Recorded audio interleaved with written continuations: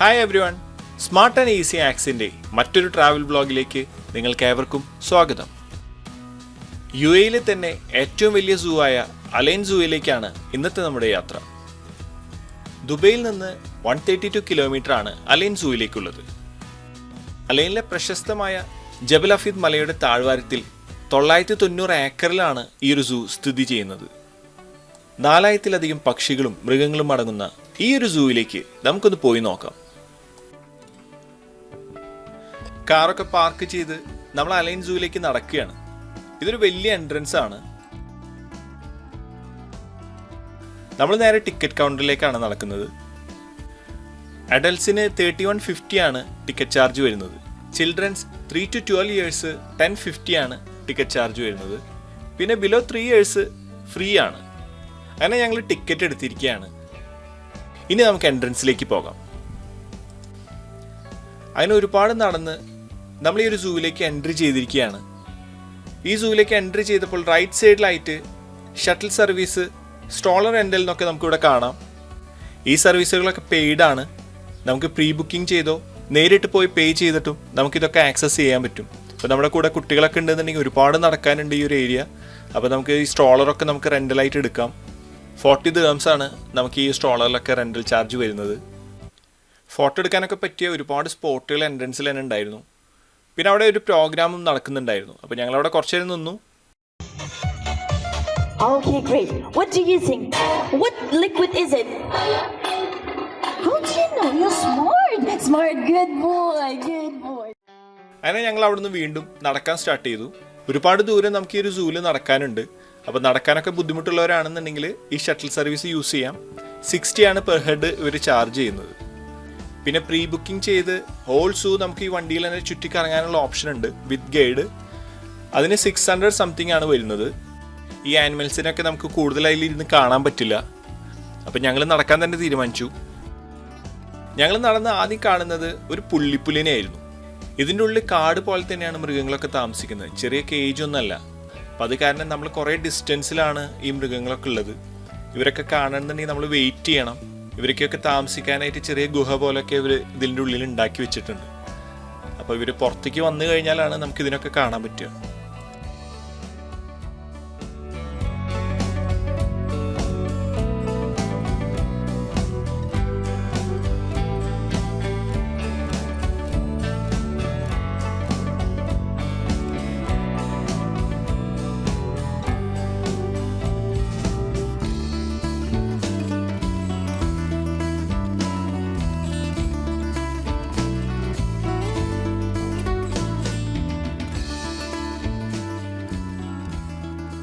Hippo, crocodile, safari, giraffe feeding ഇതൊക്കെ ഉള്ള ഒരു ഏരിയയിലേക്കാണ് പിന്നെ നമ്മൾ നടന്നത്. നമുക്ക് ആദ്യം തന്നെ കിട്ടിയത് ജിറാഫ് ഫീഡിങ് ഏരിയ ആയിരുന്നു. തൊട്ടടുത്ത് നിന്ന് നമുക്ക് ജിറാഫിനെ ഫീഡ് ചെയ്യാനുള്ള ഒരു ഏരിയ ആണിത്. തൊട്ടടുത്ത് തന്നെ അതിൻ്റെ ഒരു ടിക്കറ്റ് കൗണ്ടർ ഉണ്ട്.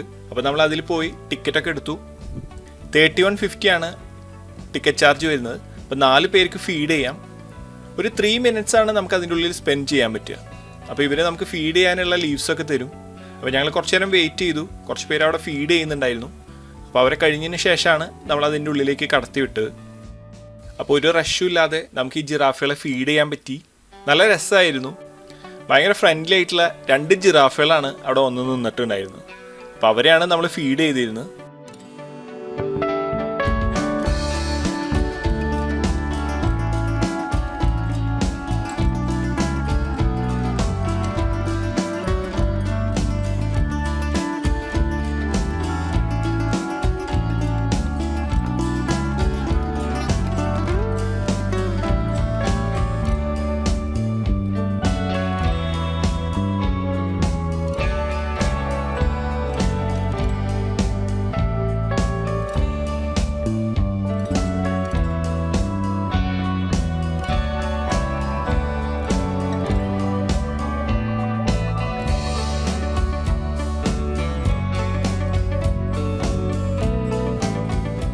ജിറാഫിനൊക്കെ ഫീഡ് ചെയ്ത് കഴിഞ്ഞ് നമ്മൾ അവിടെ നിന്ന് നടന്നു.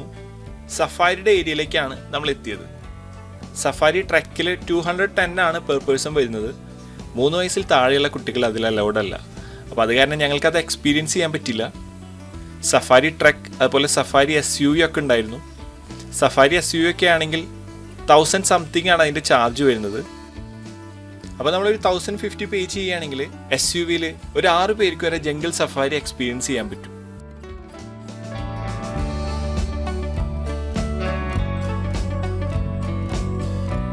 ഞങ്ങൾ അവിടെ നിന്ന് നടന്നെത്തിയത് മങ്കീസിൻ്റെ ഏരിയയിലേക്കായിരുന്നു. വലിയ ഏരിയ ആയിരുന്നു. കുറച്ച് മങ്കീസിനെയാണ് കാണാൻ പറ്റിയത്. അതും നല്ല ഡിസ്റ്റൻസിലായിരുന്നു. പിന്നെ ഈ ഒരു ഉച്ച സമയമൊക്കെ ആയ കാരണം അധികം മങ്കീസിനെയും ഞങ്ങൾക്ക് കാണാൻ പറ്റില്ല. സൂവിൻ്റെ ഉള്ളിൽ മെയിൻ്റനൻസ് നടക്കുന്നുണ്ടായിരുന്നു. അപ്പോൾ കുറേ ഏരിയ ഒക്കെ അവർ ഷട്ട് ചെയ്തിരിക്കുകയായിരുന്നു. അപ്പോൾ ഹിപ്പോ ക്രോക്കോഡൈൽ സെക്ഷനൊന്നും ഞങ്ങൾക്ക് വിസിറ്റ് ചെയ്യാൻ പറ്റിയില്ല. അവിടെ സൂവിൻ്റെ മാപ്പ് ഉണ്ടായിരുന്നു. ഈ ടൈഗറും ലയണും ഗൊറിലൊക്കെ ഉള്ള ഒരു ഏരിയ ബിഗ് കാറ്റ്സ് ഏരിയ എന്നാണ് അവരിതിൽ മാർക്ക് ചെയ്തിട്ടുള്ളത്.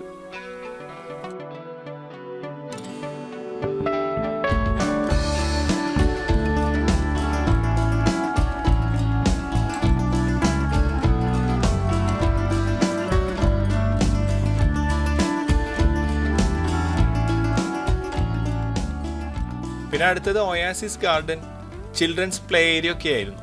അപ്പോൾ ആ ഒരു ഏരിയയിലേക്ക് നമുക്ക് നടക്കാമെന്ന് ഞങ്ങൾ ഡിസൈഡ് ചെയ്തു.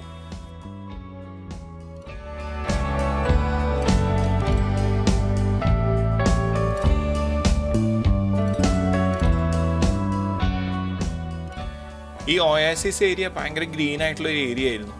ഭയങ്കര രസമായിരുന്നു അവിടെ കാണാനായിട്ട്. അവിടെ കുറേ പ്ലാന്റ്സും കുറേ ടൈപ്പ് പാമും ഒക്കെ ഉണ്ടായിരുന്നു. അപ്പോൾ അതിൻ്റെയൊക്കെ പേരും കാര്യങ്ങളൊക്കെ അവിടെ മെൻഷൻ ചെയ്തിട്ടുണ്ടായിരുന്നു. ഞങ്ങളവിടെ കുറച്ച് നേരം സ്പെൻഡ് ചെയ്തു. പിന്നെ അതിൻ്റെ ഓപ്പോസിറ്റ് ആയിട്ട് ഗസാൽസിൻ്റെ ഒരു ഏരിയ ഉണ്ടായിരുന്നു. വലിയ ഏരിയ ആയ കാരണം ഒരുപാട് ദൂരെ നിന്നാണ് നമുക്ക് അവയൊക്കെ കാണാൻ പറ്റിയത്.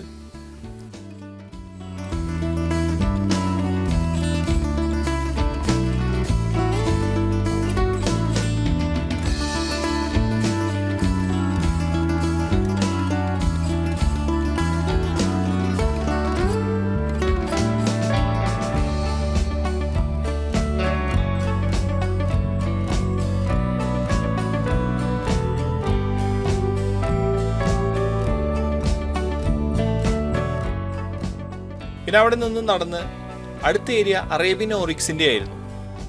UAEയുടെ നാഷണൽ ആനിമലാണ് അറേബ്യൻ ഓറിക്സ്. അപ്പോൾ അതിനൊക്കെ നമുക്ക് ഇവിടുന്ന് കാണാൻ പറ്റി. ഈ ദൂരെയുള്ള ആനിമൽസിനൊക്കെ കാണാനായിട്ട് ഇതുപോലെ ബൈനാക്കുലേഴ്സ് ഒക്കെ അവർ വെച്ചിട്ടുണ്ടായിരുന്നു. അപ്പോൾ അതിലൂടെ നോക്കുകയാണെങ്കിൽ നമുക്ക് ഈ ആനിമൽസിനൊക്കെ കുറച്ചും കൂടി ക്ലോസ് ആയിട്ട് നമുക്ക് കാണാൻ പറ്റും.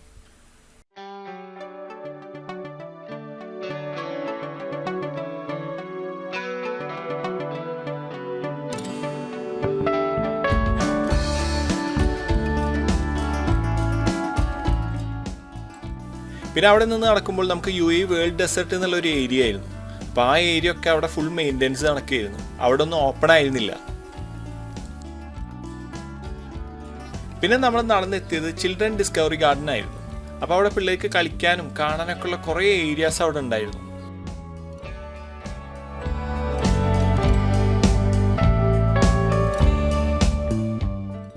അപ്പോൾ അവിടെ കുറേ ടൈം നമ്മൾ സ്പെൻഡ് ചെയ്തു. പിന്നെ കുറേ ബേർഡ്സ് ഒക്കെ ഉള്ള ഒരു ഏരിയ ഉണ്ടായിരുന്നു. അവിടെ പീകോക്സ്, ഏമു, ഡെക്സ്, അങ്ങനെ ബേർഡ് കാറ്റഗറിയിലുള്ള കുറേ ബേർഡ്സിനെ നമുക്ക് അവിടെ കാണാൻ പറ്റി. പിന്നെ അവിടെ വരുന്നവർക്ക് റെസ്റ്റ് ചെയ്യാനും പ്രേ ചെയ്യാനൊക്കെ ഉള്ള ഏരിയാസ് അവിടെ സെപ്പറേറ്റ് ഉണ്ടായിരുന്നു.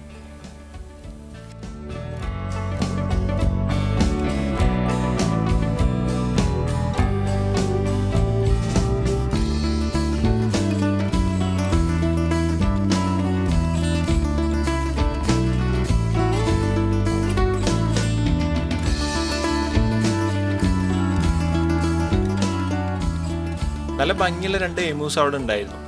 ഭയങ്കര ആക്റ്റീവായിരുന്നു. അവിടെ പ്രത്യേകം എഴുതി വെച്ചിട്ടുണ്ട് നമ്മളതിനെ ഫീഡ് ചെയ്യാനൊന്നും പാടില്ല എന്ന്.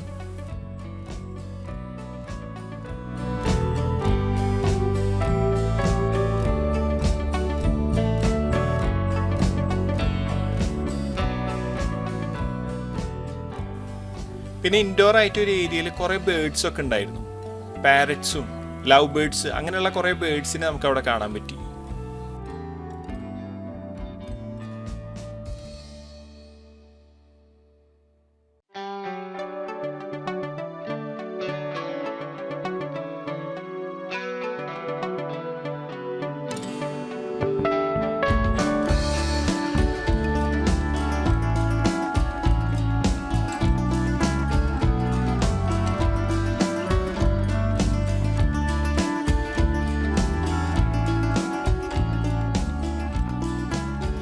അതിനുശേഷം ഞങ്ങൾ അവിടെ നിന്ന് നടന്ന് ഷെയ്ഖ് സായിദ് ഡെസേർട്ട് ലേണിംഗ് സെൻറ്ററിലേക്കാണ് പോയത്. അതൊരു മ്യൂസിയം പോലെയായിരുന്നു.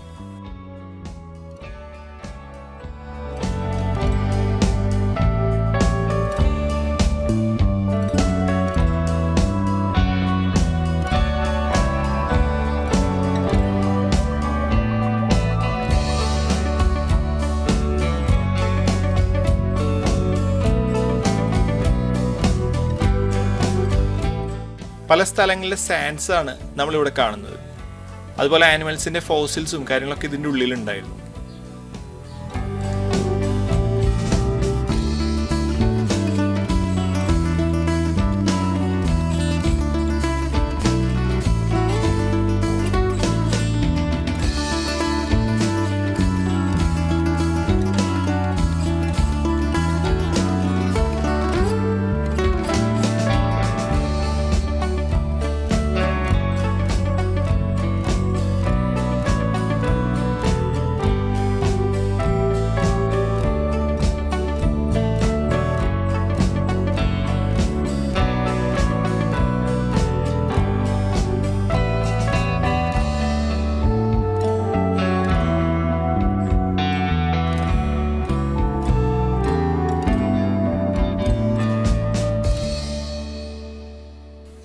അടുത്ത ഇതിൻ്റെ ഉള്ളിൽ തന്നെ ഒരു കേവ് പോലെ അവർ സെറ്റ് ചെയ്തിട്ടുണ്ടായിരുന്നു. ആനിമൽസിൻ്റെ ഒക്കെ സ്റ്റാച്യൂസും അതിൻ്റെ ഒരു മ്യൂസിയം പോലെ അവർ സെറ്റ് ചെയ്തിട്ടുണ്ടായിരുന്നു. അപ്പോൾ അതിൻ്റെ ഉള്ളിൽ നമ്മൾ വിസിറ്റ് ചെയ്തു. നല്ല രസമുണ്ടായിരുന്നു അവിടെ കാണാനായിട്ട്.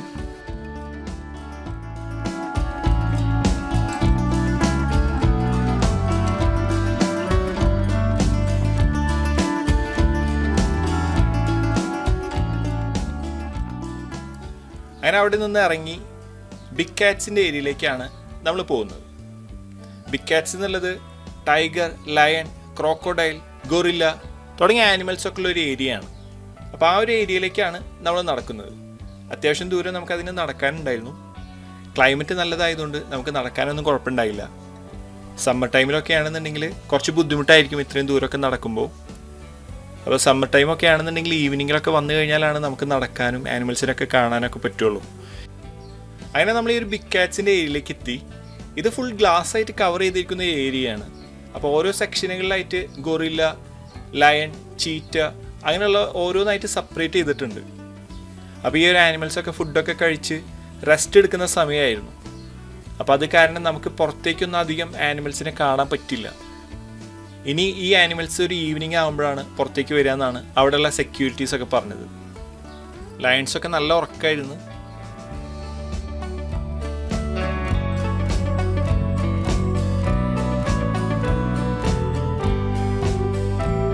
ക്രോക്കോഡൈൽസിൻ്റെ ഒരു ഏരിയ ഉണ്ടായിരുന്നു. അപ്പോൾ ക്രോക്കോഡൈൽസിനെ നമുക്ക് ദൂരത്തുനിന്ന് കാണാൻ പറ്റി.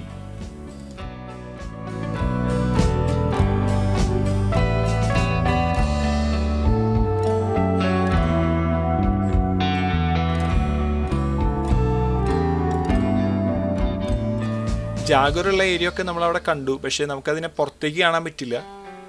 ഫുഡൊക്കെ കഴിച്ച് അതിൻ്റെ ഉള്ളിൽ എവിടെയോ റെസ്റ്റ് ചെയ്യായിരുന്നു.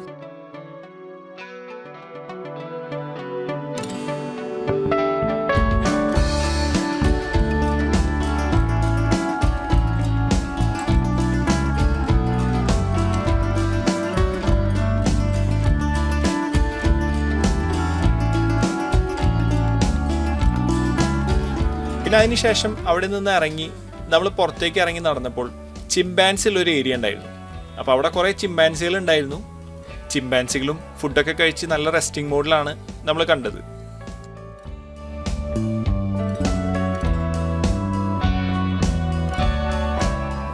പിന്നെ അതിൻ്റെ അടുത്തൊരു ഏരിയയിൽ ലയൺസിനെ കാണാൻ പറ്റി. അത് കുറച്ച് ആക്റ്റീവ് ആയിരുന്നു. ഈ സൂവിലെ കുറേ ഏരിയ മെയിൻ്റെനൻസും റെനോവേഷനൊക്കെ ആയി ക്ലോസ് ചെയ്തിരിക്കുകയായിരുന്നു. അപ്പോൾ അത് കാരണം നമുക്ക് ഒരുപാട് ആനിമൽസിനൊന്നും ഇവിടെ കണ്ട് എക്സ്പീരിയൻസ് ചെയ്യാൻ പറ്റിയില്ല. എന്നാലും നല്ലൊരു എക്സ്പീരിയൻസ് തന്നെയാണ് നമുക്ക് ഇതിൻ്റെ ഉള്ളിൽ നിന്ന് ലഭിച്ചത്. ഈ സൂ ഒരു വൈൽഡ് ലൈഫ് കൺസർവേഷൻ സെൻ്ററായും കൂടിയാണ് പ്രവർത്തിക്കുന്നത്. അതുകൊണ്ട് തന്നെ എഡ്യൂക്കേഷൻ, എൻ്റർടൈൻമെൻറ്റ് ഒരുപോലെ ലഭിക്കുന്ന ഒരു വൈൽഡ് ലൈഫ് പാർക്കാണിത്. അപ്പോൾ റെനോവേഷനൊക്കെ കഴിഞ്ഞ് ഫാമിലിയും ഫ്രണ്ട്സൊക്കെ ആയി ഒരു ദിവസം എന്തായാലും ഇവിടെ വന്ന് എൻജോയ് ചെയ്യണം. ഈ സൂ വിസിറ്റ് ചെയ്ത് നിങ്ങളുടെ അഭിപ്രായങ്ങൾ കമൻറ്റ് ചെയ്യുക. ഈ വീഡിയോ ഇഷ്ടമായ ലൈക്ക് ചെയ്യുക, ഷെയർ ചെയ്യുക, കമൻറ്റ് ചെയ്യുക. ആദ്യമായാണ് ഈ ഒരു വീഡിയോ കാണുന്നതെങ്കിൽ സബ്സ്ക്രൈബ് ചെയ്ത് ബെല്ലൈക്കൺ എനേബിൾ ചെയ്യുക. നല്ലൊരു വീഡിയോയിലൂടെ വീണ്ടും കാണാം. Thanks for watching.